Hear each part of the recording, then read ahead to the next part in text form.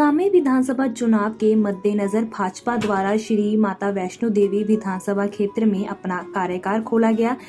इसी की आप मौके की तस्वीरें देख पा रहे हैं। इस कार्यकाल का उद्घाटन जम्मू कश्मीर भाजपा अध्यक्ष रविंदर रैना द्वारा वर्चुअल मोड में किया गया। इस दौरान बड़ी संख्या में भाजपा कार्यकर्ता मौजूद थे। सीधे जुड़ते हैं भाजपा के कार्यकर्ताओं के साथ, उनका इस पूरे मामले पर क्या है कहना। अब इस पूरी वीडियो पर एक नजर। कटरा से आप देख रहे हैं अमित शर्मा की रिपोर्ट। सभी मीडिया बंधुओं का धन्यवाद और आपको जय माता दी। जैसे आपका सवाल था कि क्या पूरे जम्मू कश्मीर में, मैं आपको बताना चाहूँगा कि जम्मू रीजन के 43 विधानसभा में आज वर्चुअल सारे विधानसभा में ऑफिस खोले गए हैं।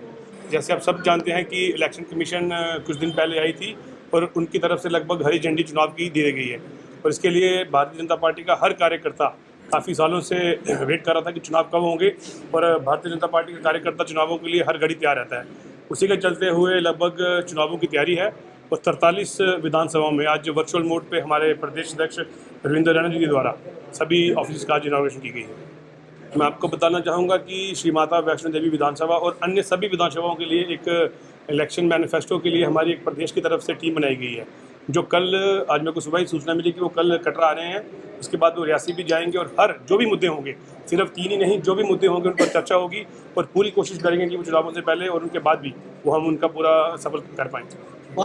देखिए, इस पर लगातार कोशिश की जा रही है और पूरा विश्वास है कि कुछ ना कुछ चुनावों से पहले किया जाएगा।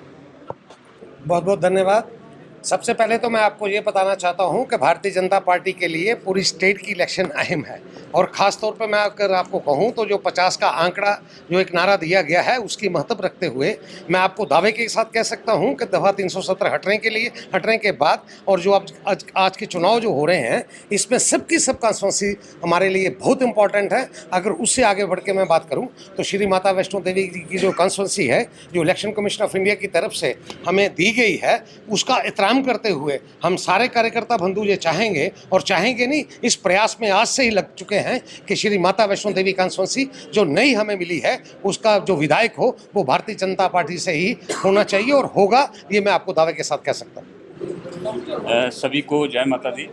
जैसा हम जानते हैं कि आज पूरे जम्मू संभाग की जो 43 असेंबली कंस्टिट्यूंसीज हैं उनका ऑफिस जो रहेगा, विधानसभा का जो ऑफिस रहेगा इलेक्शन के लिए, उसका शुभारंभ यहाँ पे उद्घाटन जो है वो हुआ है, ई माध्यम से हुआ है। हमारे प्रदेश अध्यक्ष रविंदर रैना जी ने एक जगह पे किया और सभी को उन्होंने संबोधित भी किया है।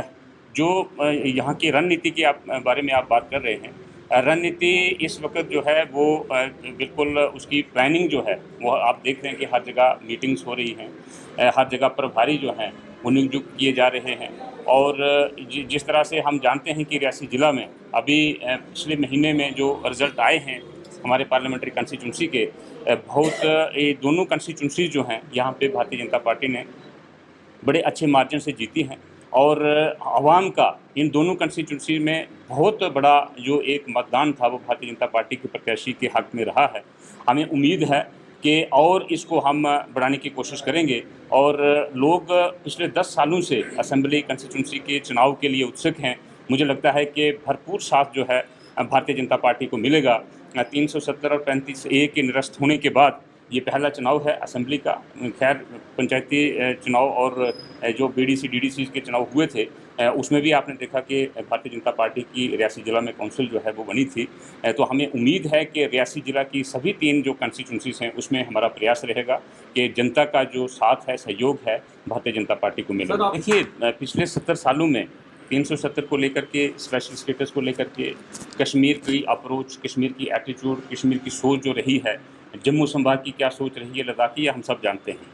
आप अगर हम एक वहाँ पे जायज़ा लें कश्मीर घाटी में, तो मुझे लगता है कि सोच में बहुत बड़ा अंतर जो है आवाम की वहाँ की आया है।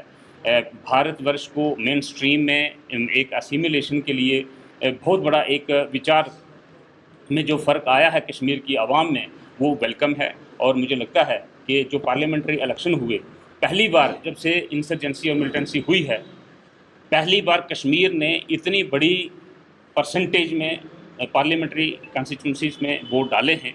मैं समझता हूं कि ये एक पॉजिटिव साइन है जो 370 और 35A के हटने के बाद हुआ है और मिलिटेंसी और इंसर्जेंसी की तकरीबन जो खात्मा है उसके बाद हुआ है।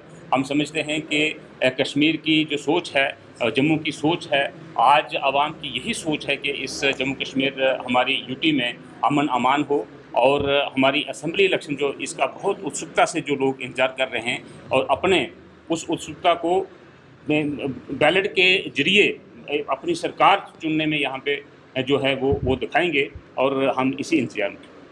देखिए, मैं छोटा सा कार्य करता हूँ पार्टी का। ये ठीक है कि संगठन ने समझा, मुझे चेयरपर्सन की जिम्मेदारी जो डिस्ट्रिक्ट डेवलपमेंट काउंसिल की दी है। यहाँ पे हमारे संगठन में एक नियम है कि कार्यकर्ता खुद तय नहीं करता है कि वो कहाँ से चुनाव लड़ेगा या नहीं लड़ेगा, ये संगठन तय करता है। और मुझे लगता है कि मेरे जैसे और भी बहुत सारे यहाँ पे बड़े कार्यकर्ता जो ज्येष्ठ श्रेष्ठ हैं, जो इस जिम्मेवारी को बखूबी निभा सकते हैं। जिसके सर पे भी संगठन हाथ रखेगा वही हमारा प्रत्याशी होगा, और हमारी भरपूर कोशिश होगी कि उसको जता के हम अपना नुमाइंदा बना करके जो आने वाली हमारी असेंबली है उसमें भेजें। देखिए, इसकी जो फाइल्स हैं वो सबमिट हुई हैं, और जैसा कि हम जानते हैं कि कुछ सरकारी प्रक्रिया जो है वो चल रही होती है। सबसे पहले जो फाइल क्लियर हो गई है उनको जो नौकरी जो है वो मिल गई है।